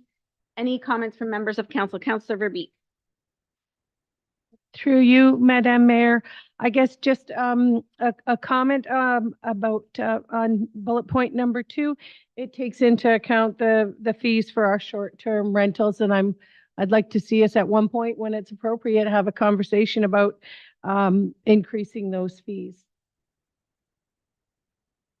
Is that a suggestion to pull out short-term rentals, the fees for short-term rentals, and have that come back and report in a new year to look at an amended licensing rate for short-term rentals? I think yes, but I'd like to hear from Joe first. Director Malin-Djuklo. We are already planning to come back with a short-term rental report that can address that in the future. I suggest that we maintain the fee as is right now, and then in the report be directed to at that point address that fee. Verbeek? Yes, no, I think that's it. That's great. Thank you. I just want to make sure that we do have that conversation because I know a few of us have an appetite for it. Shepley. Again, I agree. We definitely got to have a look at those fees. I do have a question based on request for appeal examination appeals committee. Is that to deal with, are we setting a fee for that appeals process we're setting up after? Is that what that appeal is going to be? Go ahead. Yeah, that's in order to try and get everything done at the same time. That applies to the appeals committee that you're going to hear about next. Thank you, Director Malin-Djuklo. Just a quick question then on that. I'm wondering if we could maybe pull that one out as well, because to me, just based on however we set that committee up and what we would be paying that committee per diem, they wouldn't even come close to covering people sitting there to be able to come and have an appeal process. I just wonder if we could maybe look at maybe addressing that after as well. Mayor Bondi, currently right now, the cost for an appeal is $100. And what we'd have to do is we'd have to come to you for the approval to create a committee to hear that appeal, and they would still receive a rate. This way with the appeals committee, we could hear them with other appeals at the same time. And the per diem is covered in the ability to hear those multiple appeals. Oops, my mic was on. Any further questions? So we're receiving, supporting this, and in the future, we will deal with short-term rentals. All in favor? And that is carried. Any opposed? 10.2, Legal and Legislative Services, establishment of the Appeals Committee, needing a mover and a seconder that Legal and Legislative Services 2023-09 be received, and that the current Property Standards Committee be dissolved upon publishing the notice of hearing of the Appeals Committee, and that council approve and adopt the proposed terms of reference for the Appeals Committee, and that council direct administration to incorporate the fees and charges described within this report, and that council approve a per diem of $125 per meeting, and for the members of the Appeals Committee, except the chair, and a per diem of $225 per meeting for the chair of the Appeals Committee, and that administration be directed to seek members of the public to fill positions on the Appeals Committee and to call for a meeting to convene the striking committee. and that bylaw 2237 be read a first, second, and provisionally adopted on December 4th. Needing a mover and a seconder, and then we can discuss. Deputy Mayor Shepley, supported by Councillor Hammond. Questions, comments, Deputy Mayor? I'm wondering if we have a number of people we plan to sit on this board, if we've got a number in mind.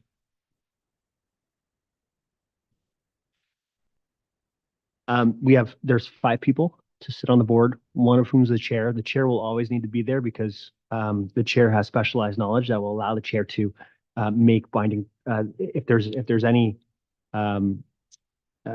split decisions, they'll be able to make the majority decision.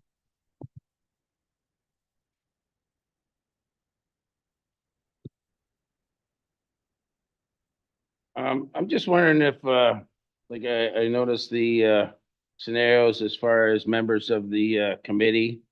I have concerns about it being 100% the residents of the community. I would like to see at least one counselor on there or for this committee. I'm just putting that out there, considering it is one of the scenarios that are possible. I know we're directed to do strictly a non-council committee. I just wonder if there's reason for it, and are my concerns justified in feeling that way? To Councillor Hammond's question, the reason is we don't want to become political. Previously, your committee adjustment had counselors, and that was a real challenge. There's political decisions made as opposed to just objective facts. So especially with an appeals committee, this is trying to take away when the residents coming to council, right? When you had the fence bylaw, et cetera. So I'd strongly encourage to keep it that is no counselors. We have just to keep the political element out of these type of decisions. Questions from members of council? Seeing none, all in favor? Opposed? That is carried. Oh, sorry, CO Suite. I apologize, Mayor Bonnie. Just want to let council know, because there's a few questions on the fees. These fees are part of the current upcoming operating budget. So we did incorporate these, just so council is aware. 13, drainage 2023-10, that needing a mover and a seconder, that drainage 2023-10 be received and that council receive and proceed with the petition for drainage works filed by the Corporation of Colchester Bay, Inc. for 136 County Road 50 pursuant to Section 14 of the Drainage, Section 4, of the Drainage Act, and that council direct administration to notify the petitioners and the Essex Region Conservation Authority of their intention to proceed with the construction of the new drainage works, and that council appoint Rude Engineering under Section 4 of the Drainage Act to prepare a report. Needing a mover and a seconder. Moved by Councillor Mady, supported by Deputy Mayor Shepley. Questions? Councillor Mady. Thank you, Madam Mayor, and through the Director of Infrastructure. When the petition comes from the owner for the new drain, do they absorb all the costs for that drain, or is there still going to be a schedule later? So this is a drainage appointment, drainage engineer appointment. So the drainage engineer will actually outline all of that within the report. We don't know those facts at this time. Right now, what we do know is that they've petitioned to install new drainage works. So we don't know what the assessment schedule will be at this point, but that will all come as part of the appointment. Seeing none, all in favor? Opposed? That is carried. 10.14, drainage 2023-10. Needing a mover and a seconder to appoint an engineer under Section 78 of the Drainage Act to review Star subdivision drain. That drainage 23-10 be received and that council appoint Rude Engineering under Section 78 of the Drainage Act to review the Star subdivision drain. Needing a mover and a seconder here. Councilor McGuire-Blaze, Deputy Mayor Shepley.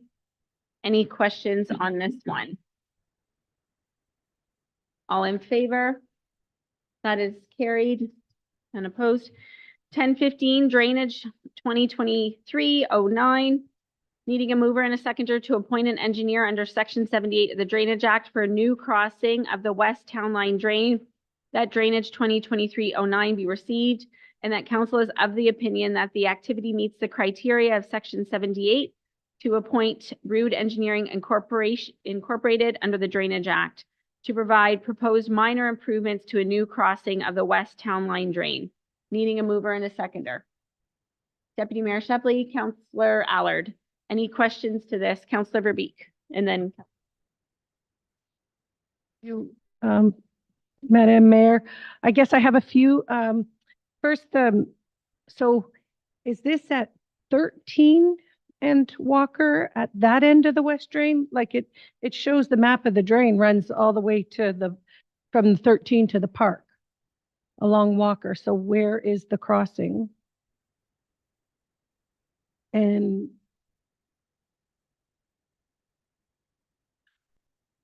what are we asking the engineer to assess? What kind of work? Through the chair. So this is for a private crossing onto a private property. So any impacts from water flowing upstream of that into that crossing will be assessed to that person. However, this, because it's a minor improvement and it's a second access, will be assessed 100% to the benefiting property owner. So this assessment, as mentioned in the financial section, they will be paying for this solely. It will not be assessed to anybody else.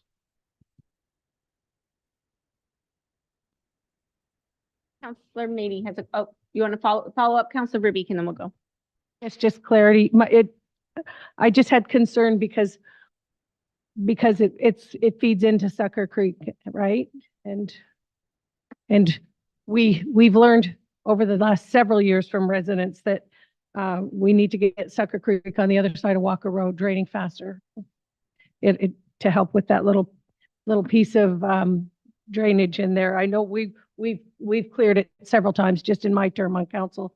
So it's slowing down further down, but this work would have no effect on that, right? It just feeds into it. Yeah, that's correct. So this is not a drain crossing over the Sucker Creek. No.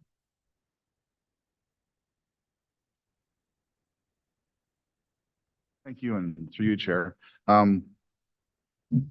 So I've noticed that we've appointed the same engineering company in all of our drainage reports. I'm wondering if at some time we could have a conversation about how we appoint a drainage engineer and maybe look at being able to get more than one. I'm just concerned if we're still getting the best value for our resident. So yeah, we've had this conversation in chambers before. Actually, Councillor McGuire Blaze brought it up maybe once or twice, can't remember.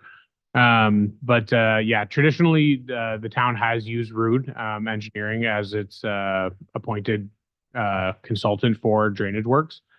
We have utilized other contractor or other engineers when there's a different sole source justification that can be provided. With that being said, Infrastructure Services is working with our procurement team to develop a drainage roster, which would allow engineers to put their name on a roster with the municipality and apply for works that way. That we're still working on that right now. The estimated timeline right now is early next year.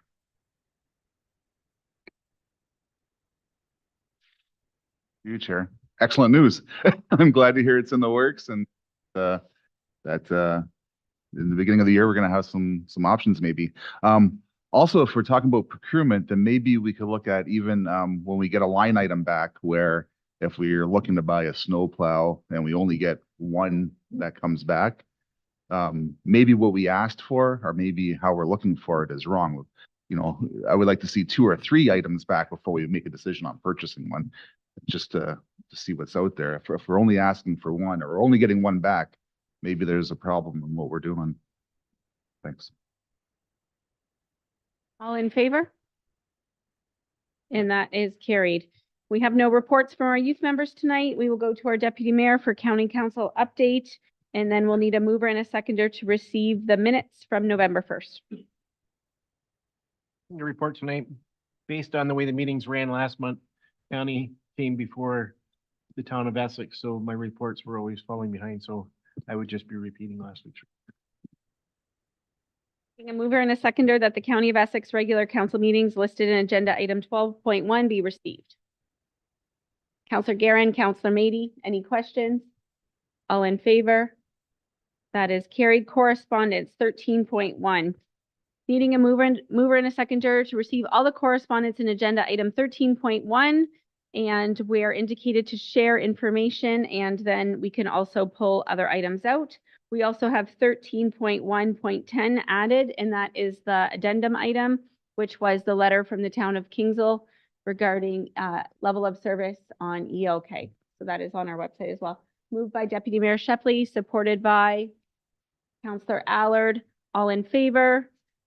That is carried. Any members of council want to pull out any particular items of correspondence? Councillor Garin. Mayor, I'd like to pull out 13.1.6 for discussion and possible support.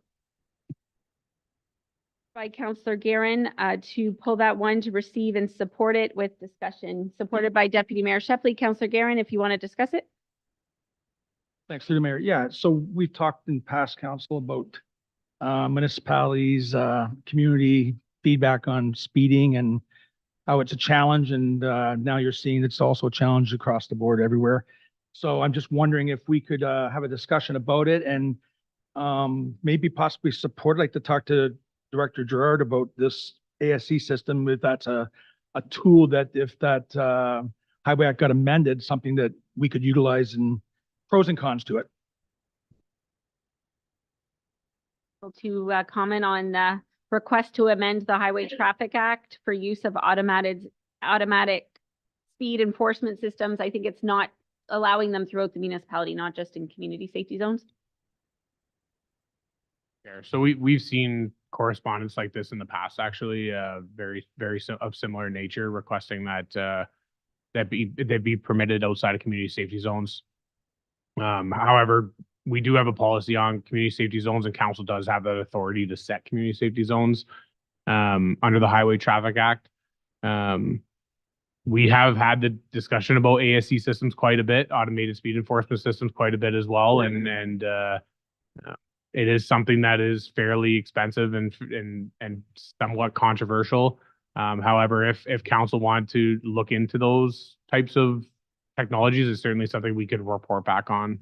It's just that in terms of changing the Highway Traffic Act, it's just allowing more flexibility to put those systems in place without designating community safety zones, which again, council has that authority to do.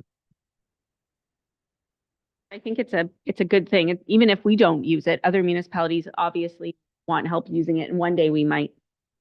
Any other further comments to support this? Where do you want it going, Councillor Garin?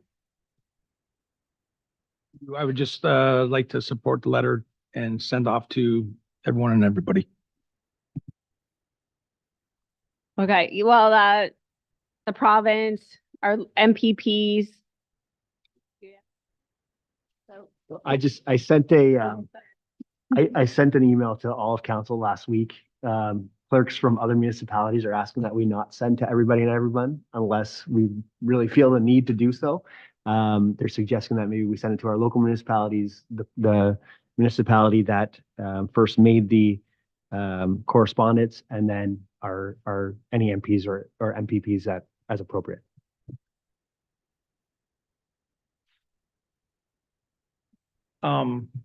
But in that case, it would never have gotten to us then, right? If that's how all the other municipalities thought. No, sorry, through the mayor. No, the original motion goes to everyone, but then the support for the motion, instead of going to everyone, repeating that motion and then saying that they support it, would just go to the local municipalities and the MPs and MPPs. Through that, then, but that's fine.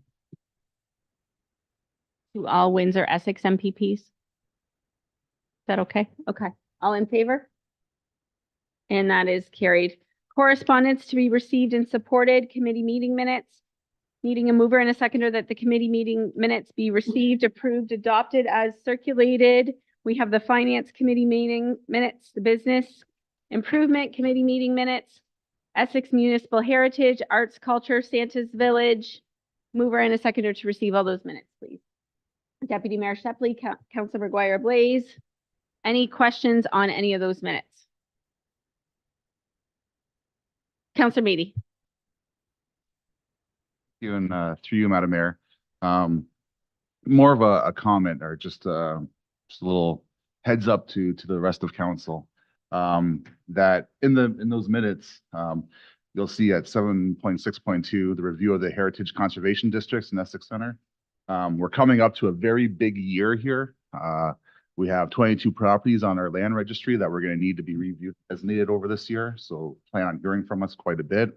Also, there is some talk about heritage districts, are more of like a heritage interest in a few areas, like the train station and maybe the schoolhouse and the Colchester Schoolhouse.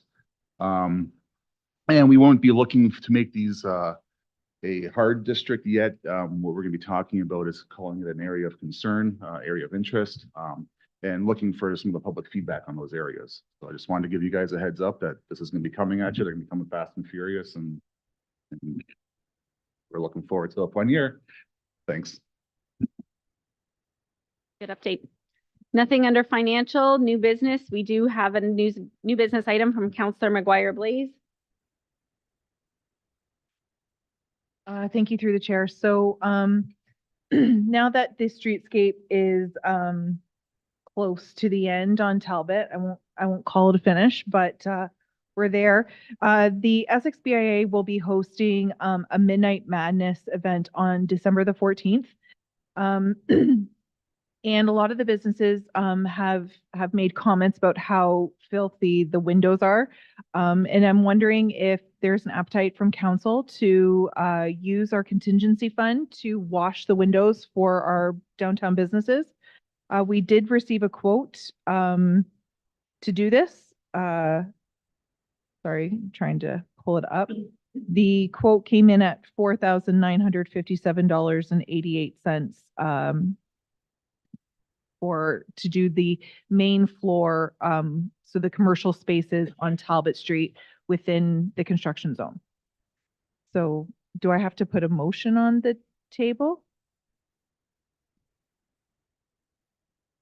You're asking to bring a matter that's of new business, so it has to be minor and urgent. So the chair has to determine whether or not that's minor and urgent. So in order for the chair to determine that, I'll read what's minor and urgent under our procedural bylaw. So minor for the purpose of permitting the addition of new business to an agenda means matters that do not require extensive research and background information and do not have a significant cost or impact to the town or residents of the town. Urgent for the purposes of permitting the addition of new business to an agenda means a matter that is time sensitive and if delayed until the next scheduled meeting could result or cause a danger to life, health, or safety of individuals, damage to property, an interruption of essential services provided by the town, loss of revenue by the town, or prejudice to the town. Below, I would say that is minor and urgent. The event is coming up. And so Councilor McGuire Blaze has a motion that we work with the BIA and town staff to get a quote and get those windows cleaned before the Midnight Madness. You know, maybe, I don't think before the holidays, but to see if, so we need a seconder for that motion. Then we can discuss. Councilor Verbeek. Did you have your hand on your mic? No? Okay. Who did I see over there? Director Gerard. Through the chair. So I do want to just mention that there should be an identified scope. It sounds like the main floor commercial windows, right? And the other thing too is that the budget, or sorry, not the budget, but the quote would have to actually be obtained by the town to follow our procurement policy. So I just wanted to let council know that in advance as well, that we would need to obtain those quotes in accordance with our policy. So I think main floor in the streetscape area. Okay, I have Director Drusevich and then I have Councilor Hammond, and then I have Deputy Mayor. Through the chair, and I would just make a suggestion to council that you put an upper budget limit on it. We'll earmark those funds aside from the council contingency. Councilor McGuire Blaze, do you have an idea on an upper budget limit? I'll go to Councilor Hammond, then you can think about it. Councilor Hammond? Does the town, normally clean the, windows for the stores in Essex? And, it was the same offered to the store owners in Harrow after the completion of their streetscape? To Counselor Hammond, to your first question. Geez, it just went out of my mind. I'll do the second question. Remember that. No, it wasn't offered to Harold from the streetscape because this isn't being brought forth through administration. It's being brought through council. So that's why. And no, we do not, the town does not maintain the windows in their downtowns. That's up to the individual business currently. I don't want to speak for Councilor McGuire Blaze, but I think this is due to the streetscape and that she's just looking at the town to kind of provide some type of funding to help provide another service. They're Garen. Yeah, I have a couple questions. One, I mean, I was there when some of this was probably discussed a little bit. Just wondering, because it's private property, do we not have to go out and obtain permission to start washing people's windows? And I mean, I'm sure nobody will object, but was something we should probably look into. And secondly, when we get a quote, is that quote going to be done prior to us having permission? Is if we get a quote based on everybody and not everybody participates, does the quote get adjusted? There's a few questions that I think the residents would want to know, and our business owners as well. Bondi, if I can make a suggestion and maybe go to Councilor McGuire Blaze because she sits on the Essex BIA. If the Essex BIA could be the one that kind of coordinates who is interested in that. And then I think Long's council supports the financial component with an upper limit and then leaves the onus on the BIA. Counselor Garen. Through the mayor, to Director Jurcevic, how much is in that contingency fund? What's left? Through the chair. So currently there is $13,761 remaining. Okay, further, I was actually hoping to use that money for a carry forward to try to help out with the next budget. But if it's not council's desire to do that and they're willing to do this, I'd be on board with it. But just a question to Councilor McGuire Blaze. There's not enough, cleaning the windows is above and beyond the scope of the contractors, and it probably isn't something that the BIA would have budgeted for, but is there no budget left in the BIA 2023 to cover that? And B, will the contractor that was sourced out be able to actually clean the windows by this Midnight Madness date? Councilor McGuire Blaze. Through the chair. To be honest, I'm not sure if there's money in the BIA's budget to cover this cost. It was not budgeted for. It's something that would be additional. So they're coming to their year end and I believe all of their funds have been allocated for the year. I would have to look further into that to give you a proper answer. What was your second question? Oh, this contractor said that he can get it done before the date of the 14th of December. And to Deputy Mayor Shepley, most of the businesses have already reached out looking for this service. So I don't think that you'll have anybody who says no. And the BIA would be more than happy to reach out to the businesses on the town's behalf to get the yes. We've got Nelson Silvera, and just with talking with him at ribbon cuttings and talking with the BIA last week at ribbon cuttings, this is one of the most common complaints from our businesses is the dust and having some help with cleaning it. I think it would be like a morale boost during the holidays, something that shows, hey, like we're almost done now. I would like to see the garbage cleaned up on the streets. It seems like there's no garbage cans or something. There's tons of garbage up and down. So I'd love to have somebody go clean that up. But I think that it would be a nice token to officially open our downtown and have them all clean, even the vacant ones. You know, I don't know, I've cleaned one before with my own paper towels. I think it makes a world of difference. It makes the downtown just like pop. I know I love it when I have clean windows at my house. Maybe we can have a threshold I don't know if Counselor McGuire Blaze, maybe we could go up to that threshold and then just have our staff work with the BIA and we don't need to get into the nitty gritty here. So we'll get the threshold and then I'll go back to you, Counselor, maybe. As we received a quote for under $5,000, and I do understand that now the quote is going to come from town. I would say 6,000 is the threshold. That's our max. Or maybe.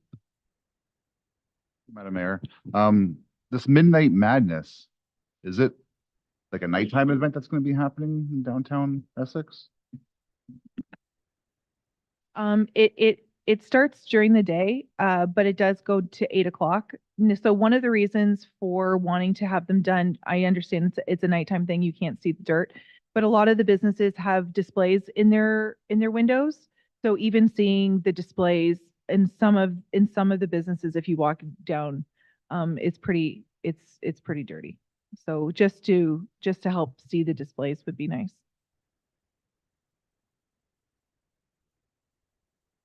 I'll go to Counselor Allard just to add, as the Harrow counselor before, I didn't have businesses come to me approaching the same as I did this time. Had I done that, I might have done this. Counselor Allard. How many businesses are we talking about? Like, you're gonna throw $6,000 for 10 businesses? Or is there a lot more? For Allard, it would be our whole downtown district that experienced the streetscape. We can also, if council wants to go down to $5,000, we can do that as well. That would still leave approximately what, like 8?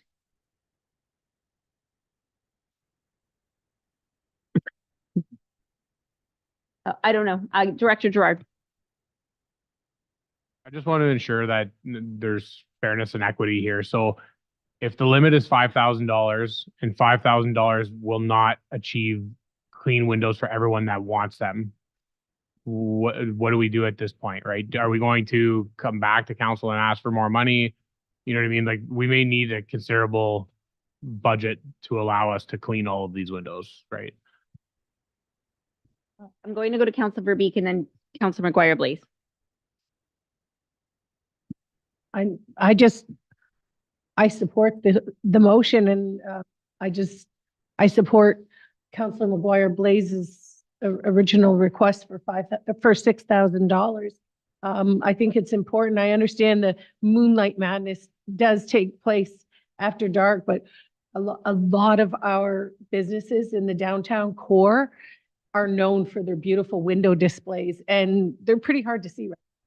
Because you can write your name in the dust on the outside. And I think that, you know, this money's in our contingency fund, and this would be, I would support using it this way. Through the chair. So the BIA could potentially cover the rest of the funds. They could, I don't know, like I said, I don't know their budget, but I could look into the budget. Maybe there may be funds to cover the 5,000, but the quote that we have is under 5,000 and it covers the entire district. So I don't understand. I don't think that we would have an issue getting a price for $5,000. If we don't want to reach out to the BIA to ask for them to cover the funds, I mean, it is their members who are going to benefit from it. So if they don't have the funds, then I would say we don't do it. If you received the quote already and the scope was for X amount of businesses and it was under 5, then I'm not sure why we're going more now. Let's just go 5 and that should cover it. I tend to agree. If we go 5, we'll get it done for 5. If we put out there that we want 6, we're going to get it done for 6. That's just, and we want it done for under 5. And, you know, like, this is good publicity for anybody that's doing it as well. We'll snap some photos. Okay, so I don't know, Councilor McGuire Blaze, are you okay with 5? 100%. 5 is great. Okay, Director Malandrucolo is going to read the motion. And do we have a seconder? Okay.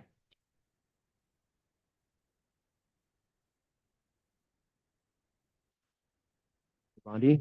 The proposed motion is that council direct administration to work with the BIA and town staff to clean the main floor commercial windows in the streetscape area, as long as costs of such do not exceed $5,000 to be paid from council contingency funds. All in favor? That is carried. Opposed? That is carried. No notices of motion tonight? Okay, reports from council members. We'll start at Councillor Guerin and we'll just go around this way. The obvious, I mean, come out this weekend, support the parade and the Santa's Village. And hopefully the weather holds up, but either way, come out. There's still going to be a lot of good things going on.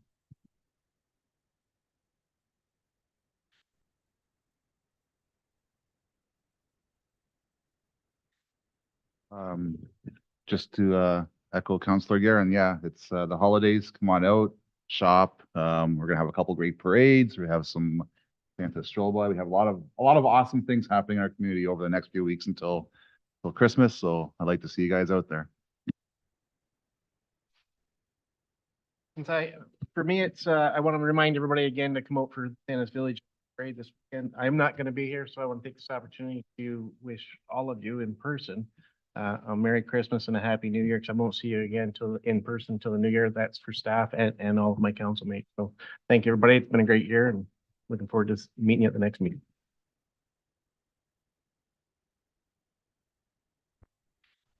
The events this weekend. They're very different events, but they're both excellent events. I hope you can make it to McGregor on Friday and Essex Town Center on Saturday and celebrate some Christmas cheer with us. Thank you.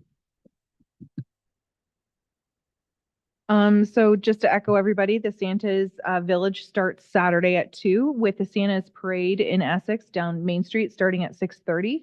And that's put on by the Windsor Parade Corporation. I also want to let everybody know Onyx Fitness is having a bake sale to support a family within the Essex Center area. So that is happening at Onyx Fitness between 10 a.m. and 1 p.m. So go on out and get some delicious baked goods and support that cause. And then Sunday, take a look. I think OG Pizza is doing a free skate Sunday at the Essex Arena.